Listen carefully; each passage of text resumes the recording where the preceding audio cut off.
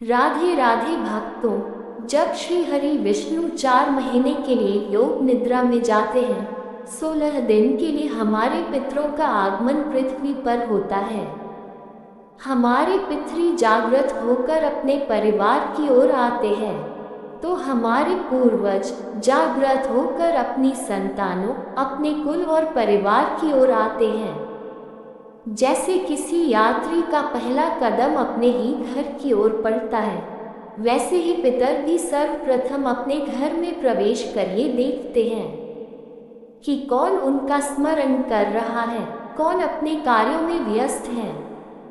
पितर अपने लोक से चलकर अपनी संतानों से मिलने आते हैं। देवता तो अजर अमर है, पितर भी वही है जिन्होंने हमें ये शरीर दिया है।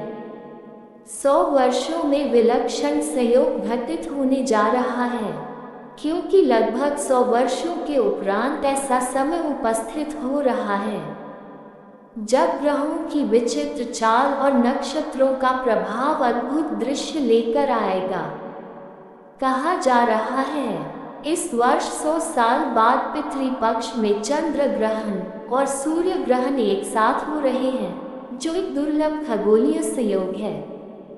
ये संयोग चंद्र ग्रहण के साथ 7 सितंबर को शुरू होगा और सूर्य ग्रहण के साथ 21 सितंबर को समाप्त होगा। इस दौरान किए गए दान, मंत्रों का उच्चारण करना, जप और तर्पण का फल कई गुना बढ़ जाता है। ग्रहण से पहले पितरों को भोजन करा दिया जाता है तो इसका फल कई गुना बढ़ जाता है, जिससे पितृ प्रसन्न होकर आशीर्वाद देते हैं। ऐसे योग में पृथ्वी लोक, स्वर्ग लोक, सभी तीर्थों के दरवाजे खुले होते हैं। ग्रहण काल में किया गया कोई भी दान, पुण्य, जप या तर्पण कई गुना अधिक फलदायी होता है, जिससे पितृ प्रसन्न होते हैं और शुभ फल प्रदान करते हैं।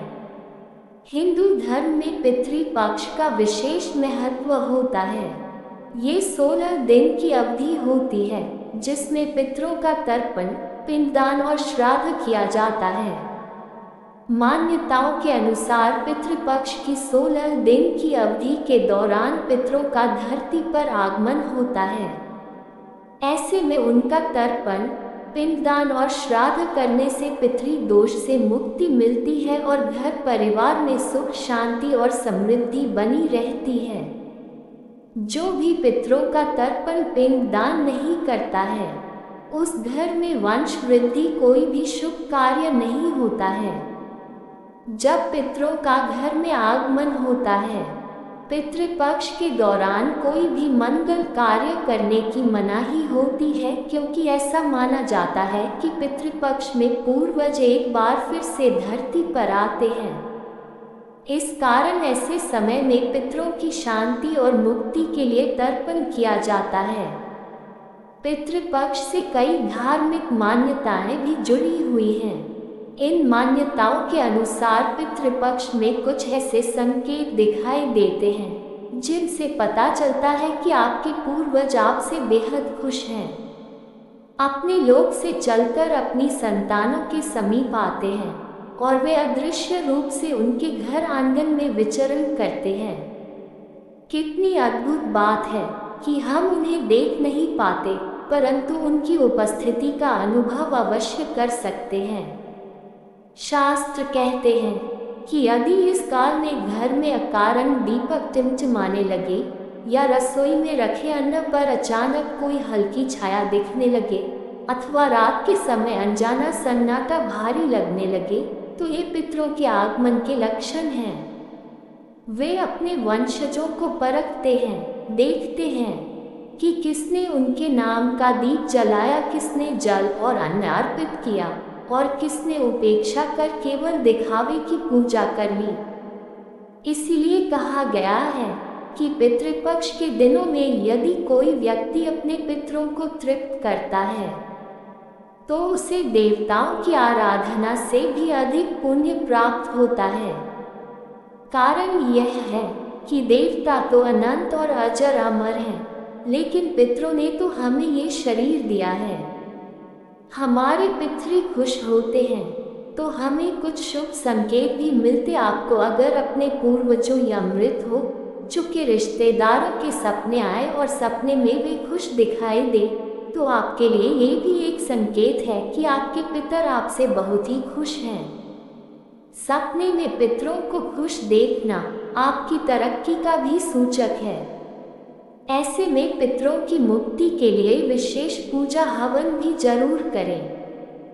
कुछ लोग घर में काली चींटियों के आने पर बहुत ज़्यादा परेशान हो जाते हैं, लेकिन आपको काली चींटियों के घर पर आने से परेशान नहीं होना चाहिए, बल्कि जहां से चींटियां निकल रही हैं वहां पर आपको आटा रख देना चाहिए।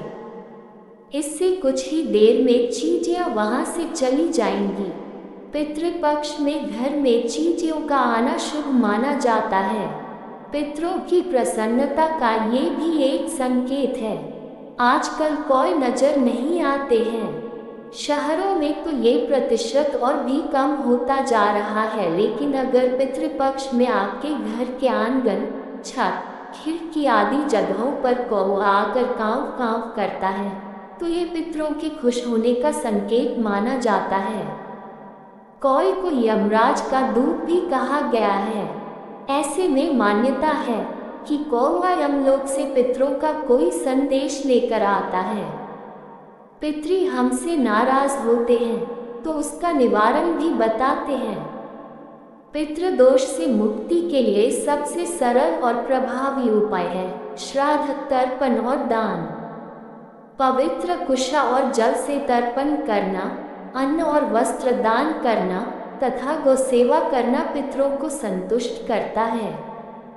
विशेषकर पितृपक्ष के दिनों में जब भी आप स्नान के उपरांत पितरों को जल अर्पित करते हैं और ओम पितृदेवाय नमः का जप करते हैं, तो उनकी आत्माएं तृप्त होकर दोष का शमन करती हैं। इसके अतिरिक्त गरीबों को भोजन कराना, गौ को हरा चारा खिलाना और कुत्तों को रोटी देना भी पितृदोष निवारण में विशेष कारगर है।